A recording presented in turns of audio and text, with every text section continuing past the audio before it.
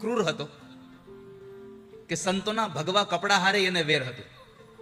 એમાં એકવાર સંતો એના ઘરે જમવા આવ્યા અને ખબર પડી કે અજામિલના પત્નીના ઉદરમાં એક બાળક છે અને એ સમયે અજામિલ આવ્યો એટલે અજામિલને કીધું દક્ષિણા આપો. તો અજામિલે કીધું આ તમારા તુંબડા ને બધું લઈ નથી લેતો, એ દક્ષિણા સમજીને વૈયા જાવ. પણ સંતોએ કીધું અમારે પૈસા નથી જોઈતા, અમારે એટલું જોઈએ છે તમારા દીકરા તમારા પત્નીના ઉદરમાં એક બાળક છે અને જો દીકરો આવે તો એનું નામ તમે નારાયણ પાડજો. સંતોએ કહ્યું નારાયણ પાડજો એટલે આણે કહ્યું કઈ વાંધો રાખી દઈશ. એ સંતોના કહેવા મુજબ નારાયણ નામ રાખ્યું અને પછી એમાં જ્યારે યમના દૂતો આવ્યા ત્યારે દીકરા નારાયણને બોલાવ્યો તો નારાયણના બદલે ભગવાનના પાર્ષદો આવ્યા એટલે આંખમાંથી આંસુ એટલા માટે વહી ગયા કે પેલા સંતોએ મારા દીકરાનું નામ નારાયણ પડાવી અને આજ મારું મરણ સુધારી દીધું, આજ મારું જીવન સુધારી દીધું. साधु भूखा भाव का धन का भूखा नहीं, जो धन का भूखा फिरे वो साधु कहावत नहीं. સાધુને ધનની આવશ્યકતા ન હોય, એને તો ભાવની આવશ્યકતા હોય.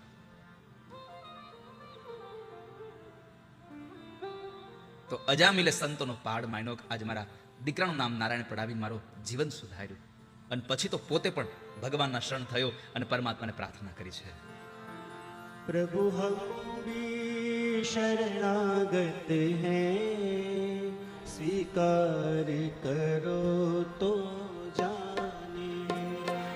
प्रभु हम भी शरणागत हैं, स्वीकार करो तो जाने. अब हमें पतित से पावन सरकार करो तो जाने.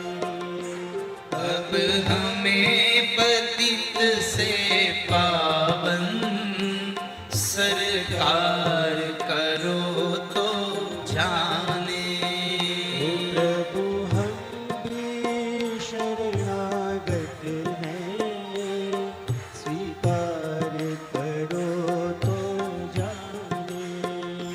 प्रभु हम भी शरणागत हैं, स्वीकार करो तो जाने.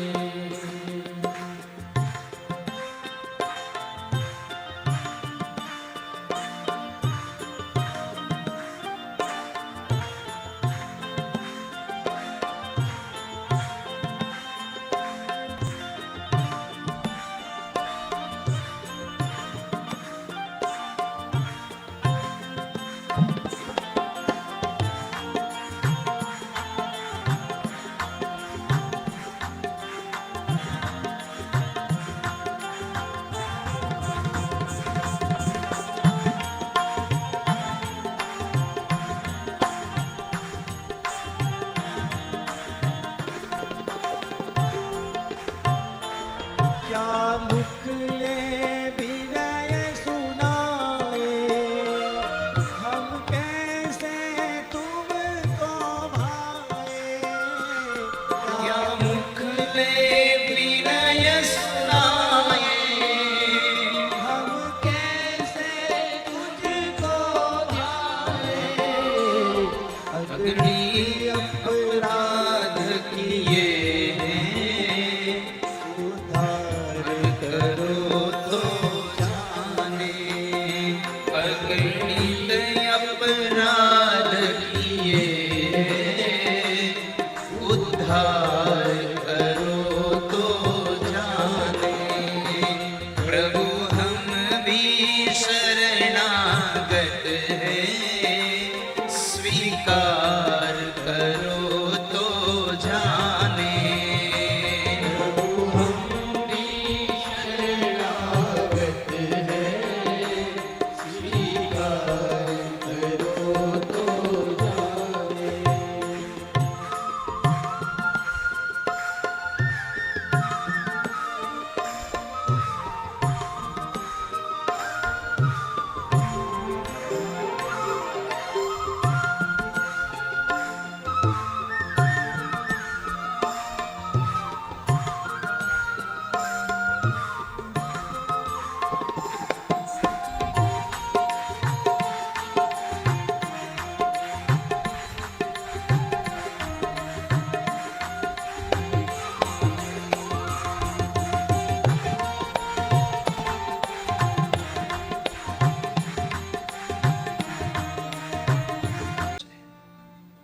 તમારી સંપત્તિ ભેગી કરશો ને તો કોઈ નહીં ઓળખે, પણ તમારી ભેગી કરેલી સંપત્તિને યથોચિત માર્ગે વાપરશો તો તમને આખી દુનિયા ઓળખશે વાલા ભક્તજનો.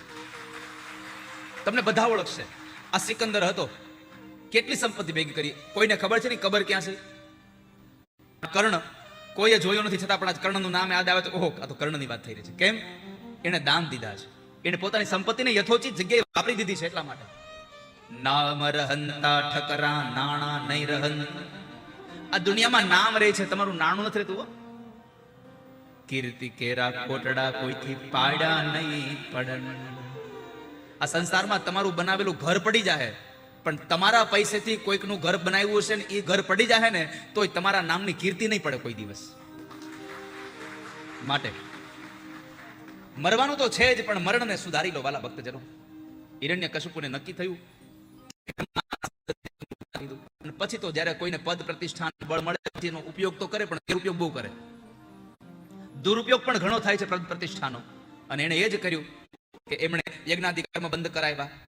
એને ત્યાં દીકરાનો જન્મ થયો, કયાધુના ઉદરમાંથી પ્રહલાદજી મહારાજ જન્મ્યા છે.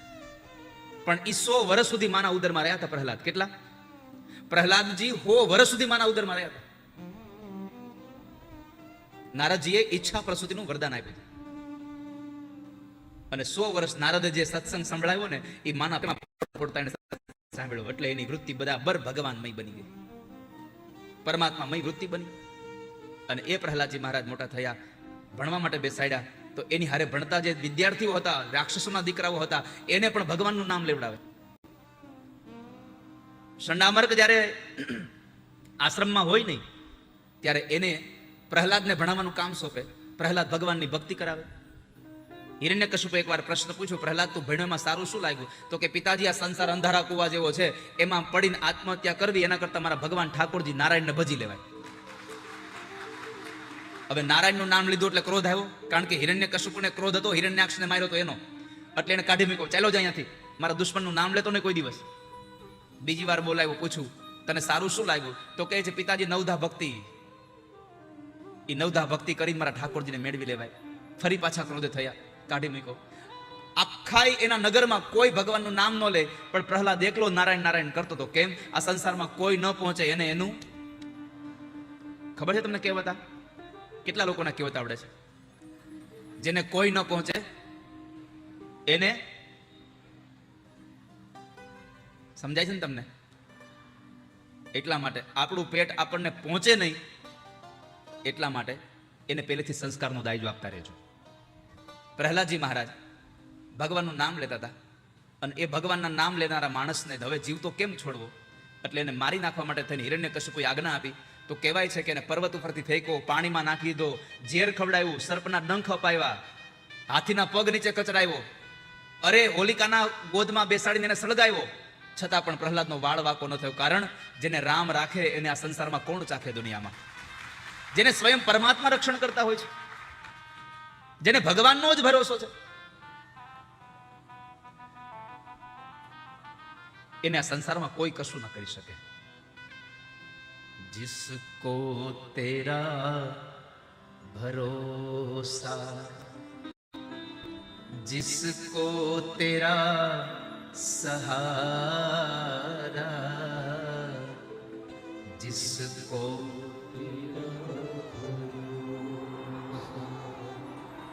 जिसको तेरा सहारा, जिसको तेरा भरोसा, जिसको तेरा सहारा, जिसको तेरा भरोसा, जिसको तेरा सहारा, मझधार क्या करेगा, मझधार ही किनारा,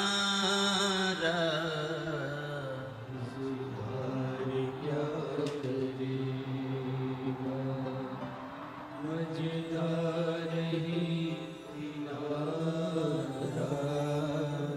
जिसको तेरा भरोसा. जिसको तेरा होठों पे नाम तेरा, दिल में उमंग छाई। होठों पे नाम तेरा, दिल में उमंग छाई। अलमस्त सा रहा मैं, छाई तरंग तेरी। अलमस्त सा रहा मैं, छाई तरंग तेरी। रोशन है काली रातें, पाकर तेरा नजारा।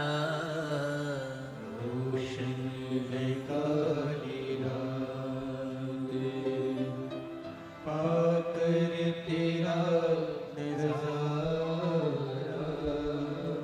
जिसको तेरा भरोसा, जिसको तेरा सहारा।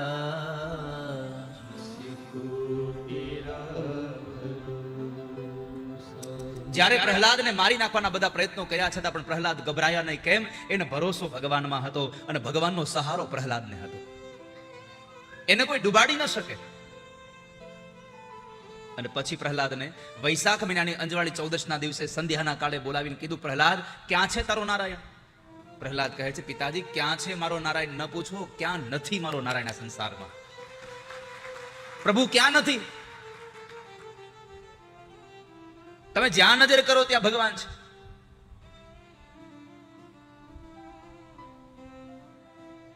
આવું કેવું એટલે કેટલો ભરોસો હોય ત્યારે કહી શકાય. પ્રહલાદને પૂછ્યું કે આ થાંભલામાં તારો નારાયણ છે? પ્રહલાદે કીધું, તમને નથી દેખાતો? મને દેખાય છે એમાં. પણ પ્રહલાદને ભરોસો હતો. પ્રભુ હાથ જિસકા પકડે, કભી છૂટને ન દેતે. મારો હરિ હાથ પકડે છે તો ક્યારેય છોડવા નહીં દે મને. अपने गले लगा के हर जख्म को है भरते. अपने गले लगा के हर जख्म को है भरते. ભગવાન પોતાના ગળે લગાવીને ભક્તોનું દુઃખને દૂર કરે છે. પર પ્રહલાદને જ્યારે ભગવાન અહીંયા છે એમ પ્રહલાદે કીધું અને હિરણ્યકશિપુ પોતાની ગદાને લઈ અને એ સ્તંભને તોડવા ગયો. એના પેલા સ્તંભ ફાટ્યો અને એમાંથી ભગવાન નૃસિંહ નારાયણનું પ્રાગટ્ય થયું છે. બોલીએ નૃસિંહ નારાયણ ભગવાન કી. ભગવાન નૃસિંહનું પ્રાગટ્ય થયું અને એને હિરણ્યકશિપુને પકડી લઈ અને ઉમરામાં લઈ ગયા, પોતાના ખોળામાં રાખ્યા. ભગવાનનું સ્વરૂપ માથું હતું એ સિંહનું હતું અને શરીર હતું એ માણસનું હતું. આવું સ્વરૂપ ભગવાને ધારણ કર્યું હતું. એ સ્વરૂપ લઈને પરમાત્મા પ્રગટ થયા અને અંતે પરમાત્માએ સંધ્યાના સમયે, એટલે ન રાત ન દિવસ કહેવાય, ઉમરામાં એટલે ઘરમાંય નહીં, બહાર નહીં, ખોળામાં એટલે ઉપર નહીં, નીચે નહીં, નખથી માર્યો એટલે અસ્ત્ર શસ્ત્ર નહીં, લીલું સૂકું નહીં, અને પરમાત્માનું સર્જન કોઈ નથી કર્યું. પરમાત્માએ બ્રહ્માનું સર્જન કર્યું છે અને એ ભગવાને અંતે હિરણ્યકશિપુને માર્યો અને એનો ઉદ્ધાર કર્યો. પછી બ્રહ્માદિક દેવતાઓએ પરમાત્માની સ્તુતિ કરી, પણ પરમાત્મા શાંત ન થયા અને એવા સમયે પ્રહલાદ પાસે ભગવાનની સ્તુતિ કરાવી. પ્રહલાદ ભગવાનને સ્તુતિ કરતા કહે, પ્રભુ, હું શું સ્તુતિ કરું તમારી? હું તો એક અસુર યોનિનો બાળક, ક્યાં હું એક રાક્ષસનો છોકરો, અને ક્યાં પ્રભુ તમે? યસ્માત પ્રિયા પ્રિય વિયોગ સયોગ જન્મ, શોકાગ્નિના સકલ યોનિષુ દહ્યમાન, દુઃખૌષધમ તદપિ દુઃખમ તદ્ધિયાહં. ભ્રમામિ મદમે તવ દાસ્ય યોગમ. ભગવાન, હું તો ક્યારનો આમ તેમ બીજી યોનિમાં ભટકવા વાળો માણસ, અને એમાં મારો ઉદ્ધાર થાય ભગવાન. છેલ્લી વાત કહું ઠાકોરજી, ક્વાહમ રજઃ પ્રભવ ઈશતમોદિકેસ્મિન જાતઃ સુરેતર કુલે ત્વત્વાનુકંપા ન બ્રહ્મણો ન તુ ભવસ્ય ન વૈ રમાયા. યન્મેકિતઃ શિરસી પદ્મકર પ્રસાદ.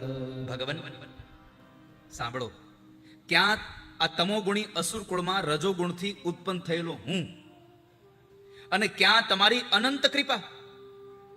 ધન્ય છે આપે પોતાનો પરમ પ્રસાદ સ્વરૂપ અને સકળ સંતાપને હરનારો એ કર કમળ મારા મસ્તક ઉપર પધરાયો, કે જે આપે બ્રહ્મા શંકર અને લક્ષ્મીની માથે નથી મૂક્યો કોઈ દિવસ. પરમાત્માની સ્તુતિ કરી અને પરમાત્માએ જ્યારે એના માથા પર હાથ મૂક્યો, ત્યારે પ્રહલાદ ભગવાનને કહે છે, પ્રભુ હું તો ધન્ય થયો કે આજ તમે મારા માથા ઉપર હાથ મૂક્યો છે. આજે હું ધન્ય થયો ભગવાન. અને એ વાતે પ્રહલાદનો ભગવાને ઉદ્ધાર કર્યો, હિરણ્યકશિપનો ભગવાને ઉદ્ધાર કર્યો.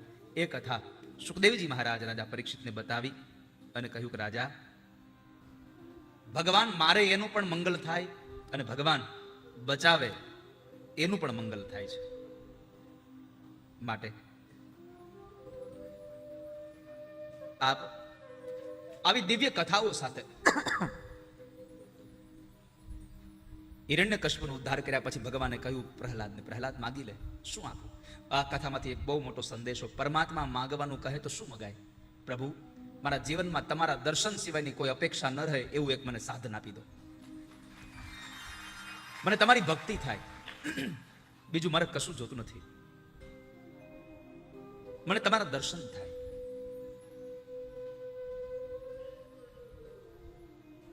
તમે એ જ મારું સાચું ધન છો. કૃષ્ણના વિચારો મારે અઢળકના, નિષદીન ગાવું મારે કનૈયાનું ગાન.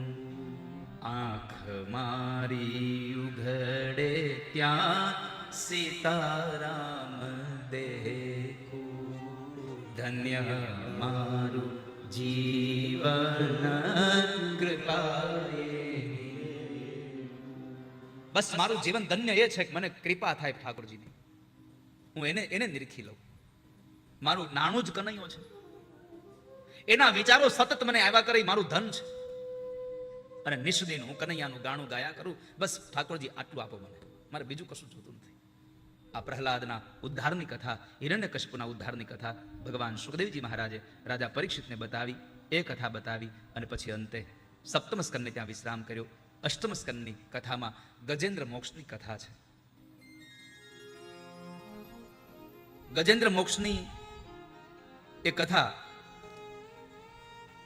કે જેમાં એક હાથીનો ઉદ્ધાર ભગવાને કર્યો. હાથીનો ઉદ્ધાર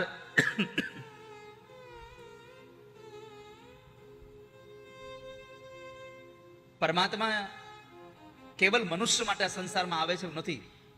સંસારના બધા જીવ માટે ભગવાન આવે છે. એક હાથી સરોવરમાં પાણી પીવા ગયો. હાથી એટલે કઈ ચાર પગવાળો નહીં, આ 2 પગવાળા હાથીની જ કથા છે, આપણી કથા છે. આ સંસાર એ સરોવર છે. આ સંસારમાં આ જીવાત્મા એ હાથી છે. આ સંસારની માયા એ બધું જળ છે.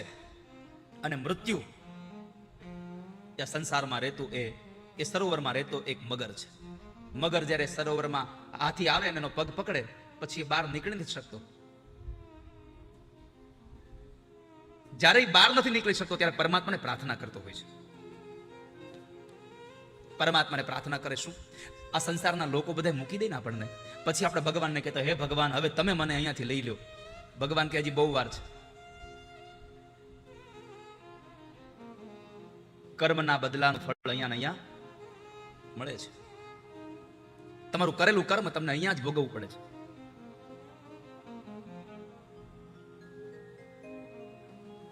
હાથી જળ પીવા ગયો.